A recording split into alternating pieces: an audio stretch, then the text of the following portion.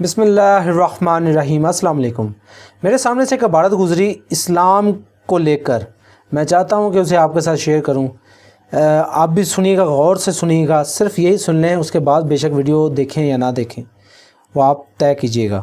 آج تک کسی نے بریلوی کریانہ سٹور اور اہل حدیث ہوٹل، دیوبند ٹیلر، شیعہ ورکشاپ وغیرہ وغیرہ ایسے نام آپ نے کہیں سنے یا دیکھے ہیں کاروباری دنیا میں؟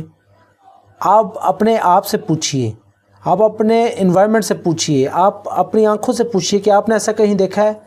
دیکھا آپ نے؟ نہیں، ہرگز نہیں۔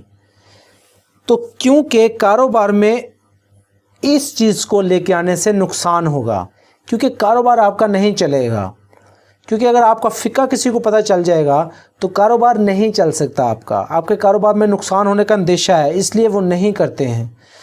تو آپ سوچیں کہ اگر انہی سب ناموں سے کاروبار کو جو نقصان ہو رہا ہے، آپ کو اتنی فکر ہے، لیکن انہی سب ناموں سے جو دین اسلام کا نقصان ہو رہا ہے اس کی کسی کو فکر نہیں ہے۔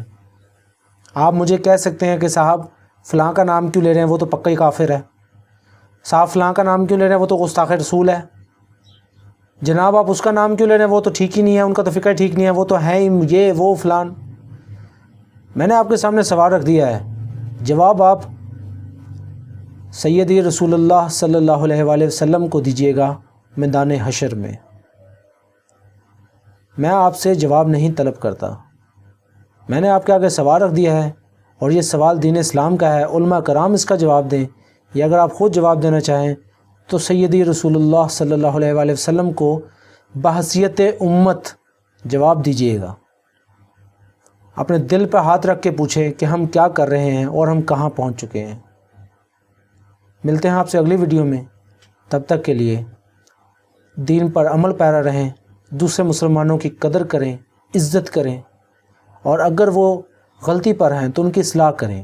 اگر وہ اصلاح نہیں لینا چاہتے تو آپ ان کا راستہ چھوڑ دیں، اور ان کا فقہ، ان کا نامہ اعمال اللہ تعالیٰ پر چھوڑ دیں، کیونکہ قرآن پاک میں واضح حکم ہے کہ جنہوں نے دین کو جدا جدا کر دیا، آپ کا ان سے کوئی لینا دینا نہیں، ان کا معاملہ اللہ کے حوالے۔ اللہ حافظ۔